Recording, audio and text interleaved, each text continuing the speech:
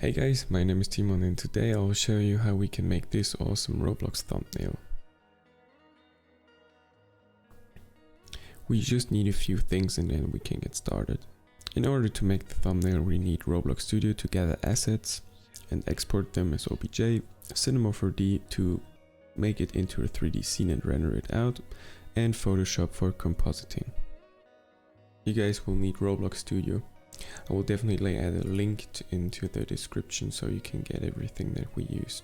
First of all, when we are inside Roblox Studio, we're going to get our assets that we need to make the thumbnail. You will also need to install the plugin User Character Importer if you want to use your own Roblox skin. I will put a link in the description so you can install it easily. So I'm going with a picnic style Roblox thumbnail so we can have a few assets, so I can show you how we can import them into Cinema 4D. I'll just go into the marketplace and look for some nice assets, for example this pine tree, and just going to drag it in here. You can basically type everything into over here and look for things like camping. When you found something that you like, you can click on it so we can have it into the preview, or you can just drag it in. We're also going to add a monster, so we're going to type in monster and just let's use this one for the thumbnail. If you've done everything correctly installing the plugin, we can head over to plugins, import character, and type in the name of your Roblox username. After that, just hit enter, import, and we have the character over here. We can hit finish. And unless you want any more assets, we're good to go. So now go to File, Advanced, Export as OBJ. Okay, now we've exported all the assets as OBJ files and we can close Roblox Studio. Cinema 4D is a rather complex 3D tool, so I've listed some tutorials in the description that you can use on how to navigate in Cinema 4D. Okay, in Cinema 4D we can go into File, Open Project, paste in the path to our export and just select the tutorial.obj. Well, I named the tutorial, you need to open your OBJ. After that we see this OBJ import preview, and you guys can simply just copy all of the parameters I use and press OK. Okay, so don't be worried if you see this. We can simply delete the base plate and we're zoomed out a bunch. This is the preview, so we can zoom in. Here's everything. I will show you how you can finish up assets and the skin so we can use them in our scenes. First of all, we're going to select all materials and go into the viewport settings and turn the texture preview size from default to no scaling so we don't see these blurry bitmaps.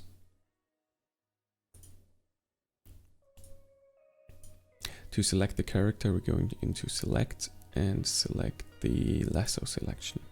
We're going to draw around the skin and deselect the null by holding down Control and clicking on the null object.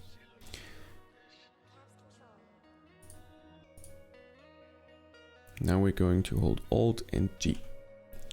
Then we can press Shift and C and type in unparent and hit enter. So we have the null with the object separated. There will also be a link in the description to this Roblox rig, and when you drag the .lib4d file into Cinema 4D, you can simply right click and open the rig. After that the rig should be in here, but it's scaled differently, so we're going to click on this, drag in, zoom in, select our skin, the skin we've exported, and hit T for scaling and scale it so it fits roughly onto the other rig. Okay, so now that we've done that, we can go into the material that is for the skin we have, click on some of the objects, click on here, this is the material because it's highlighted, go into color, and we're going to copy the path to the file. We can hide the rig for now and unhide the Roblox rig. We can rename it in however you want. And we need to copy the link, well, the file path into the body texture and into the head texture. If you want to use the face texture, we can simply hit this button and go into this and select the color that we want for the background of the face. And we need to enable use face color for faceless as well. We can drag up the face scale, and by clicking on this little thing we can move the face around. Now if we take a look, the only thing missing is the hair and the hat. So we're going to select the hat and the hair by holding shift and clicking on it. Then we're going to press shift C again and type in unparent, so we have both of them. After that we need to go into the rig and uncheck locked and hidden, so we can open it up and see inside the hat null. We can drag both of these guys in here and hide the hair for now. Then we're going to select both of them and just drag it over here. If you're unhappy with the placement, we can simply click on some of these guys and move it around, or even scale the head a bit. If you're happy with that, you can select both of them and go into layer, add to new layer, or add to layer and select the layer of the Roblox rig. When you're finished, we can hit locked and hidden again, so we can click on the hat. Now we can only move around the arms, rotate them, and change the strength. So that's how you prepare the rig. Okay, so now we'll come to the other assets. We're going to select lasso selection again and select the object over here. We can press Alt G again and Shift C for unparent. We can double click on the null and rename it however we want. I will only rename it to bench. So if you move it around, you can see that we only have the bench. Okay, in the last step we're going to add another material to the wooden bench so it looks more realistic. I will have this wooden texture as well in the description so you guys can download it. Right click open, and first of all we need to select all of the material tags of the objects with this material on.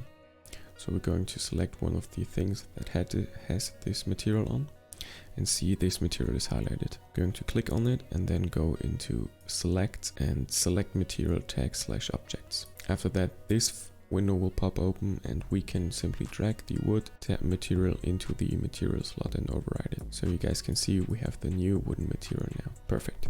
I'm happy with this look, so we're finished with this one. And last but not least, I will show you guys how you can prepare the monster as well. Same procedure, we're going to select Alt G, unparent, and go into this view and enable axis, put it on the bottom and reset the position, scaling and rotating. We can rename it into monster, and if the axis of your objects is not in the center of the object itself, we can simply open this up, select everything, hold Shift C and write center axis to model and press enter. So all of the axes are in the middle. After that we're going to select everything again, go into coordinates and freeze transformation and hit freeze all. So whenever we move something we can just simply reset the position, scaling and rotations, and it will be back in place. If you guys have figured out the way to clear up these objects, we can make it really easily with new objects, and you guys can do it with everything that you've exported from Roblox Studio.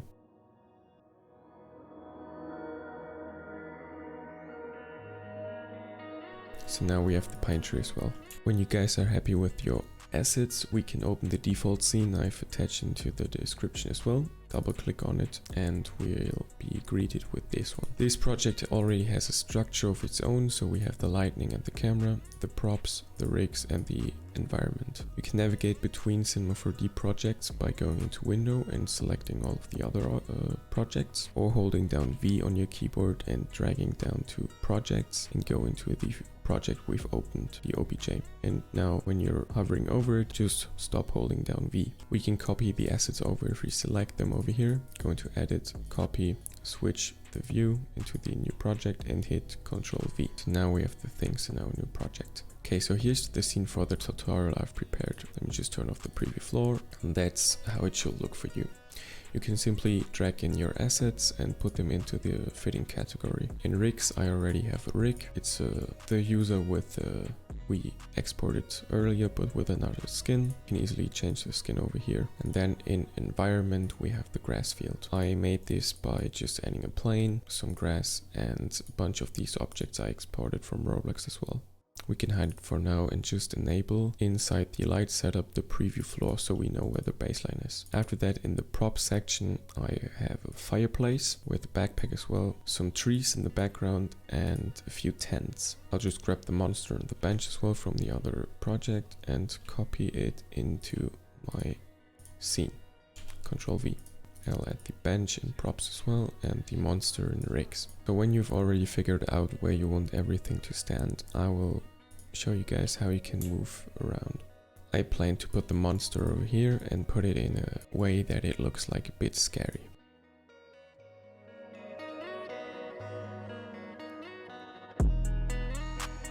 We add a little bit of variation to the scene or to the object itself. It doesn't look so rigid. Makes it look a lot better. Okay, the monster should be good for now. We also have a camera object over here, so we can click on it and go into this little thing, click on it, and if it's highlighted, we can see that we're inside the camera.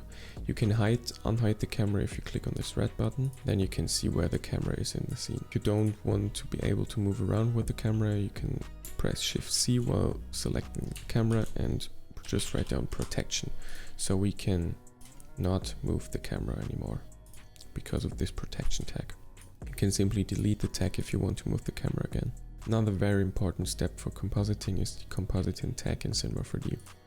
It's this tag where we can select object buffers so we can have multi-pass selection that we need for Photoshop.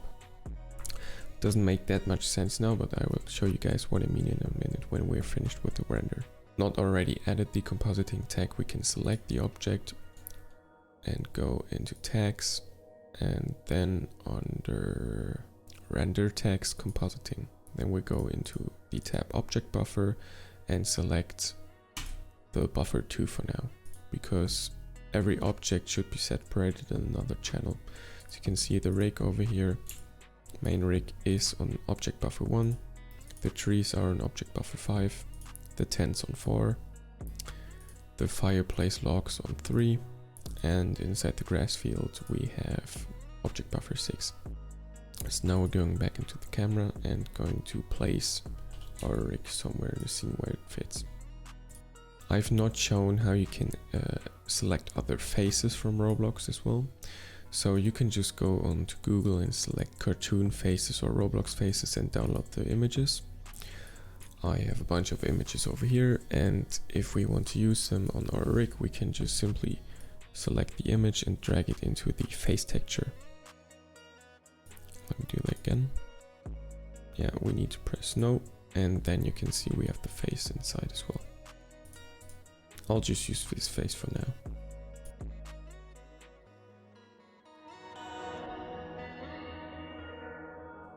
I'm quite happy with the composition of our scene, so I will just turn on the grass field for now and take a look how it would look when we've rendered it out. You can go into over here, the render view, and click on it so we can have a preview of our scene.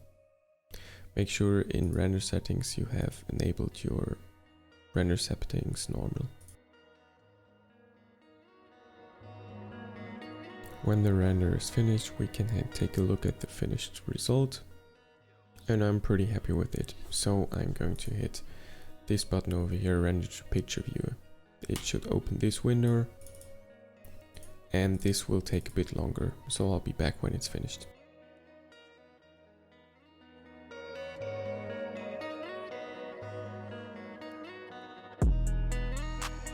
Okay, the render is finished. We're going to close it.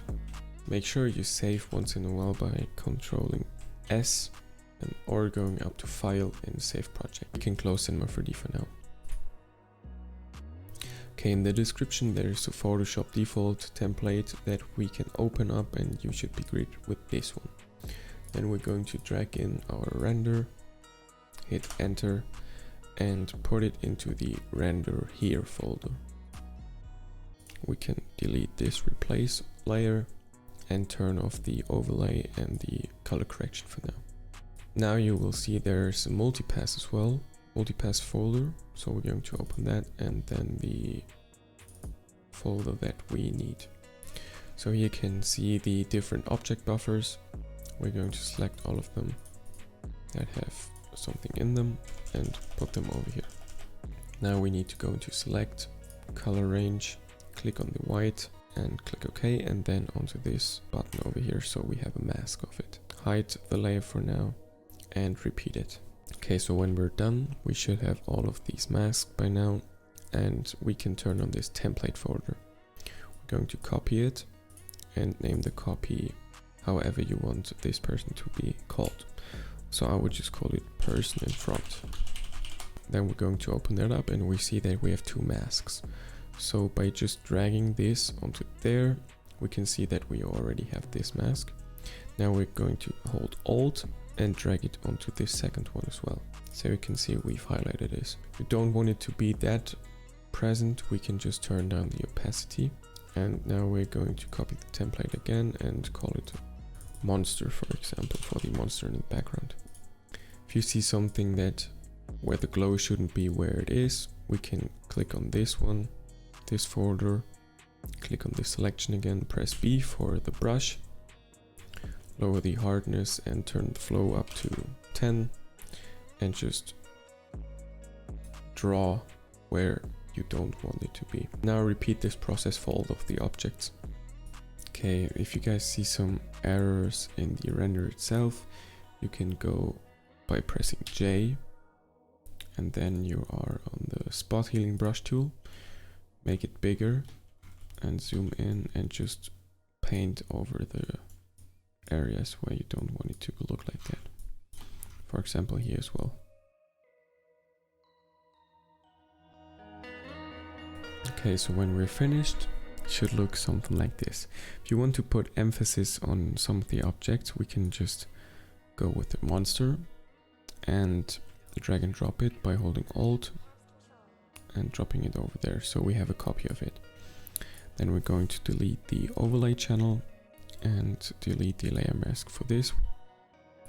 Double click on this area so we're in the layer styles tab. Turn off the inner shadow and turn on the drop shadow. Opacity on 100, so I want to add a glow. So I'm going with these settings. For now it's black, so I will select red. Well, actually we can go into the inner shadow as well and enable it. Go distance 0, size a little larger, and go with red as well, so we have a red inner glow as well. Okay. Just lower the opacity a bit and then we're ready. As you can see, we don't want to have glow over here in this area, so I'm going to go into this folder, double click on this add new layer mask and just paint over the areas where we don't want any glow to happen. We can add a glow to the main subject as well, but for the main subject I don't want red glow, so we go with something like bluish green. Lower the opacity, maybe turn down the spread, copy the color code and put it into the inner shadow as well. And I'll definitely lower the opacity for this one. I'll add a layer mask as well and paint over the areas where I don't want any glow. Okay, we're pretty much finished. So for now we're going to enable the overlays and the color correction. So the thumbnail would look something like this. Basically it's finished. But if you want anything extra, you can go into the overlays folder and maybe turn on the text. Press T and you can rename the text to, I don't know, camping or something. That's really up to you. Or you can enable those speed lines. Yeah, and when you're finished, just make sure to save and you can go into File, Export and Export As. So you're in this window and just hit export and save it wherever you want. So that's it for the tutorial. I hope you learned a bunch of new things and are happy to create new thumbnails on your own.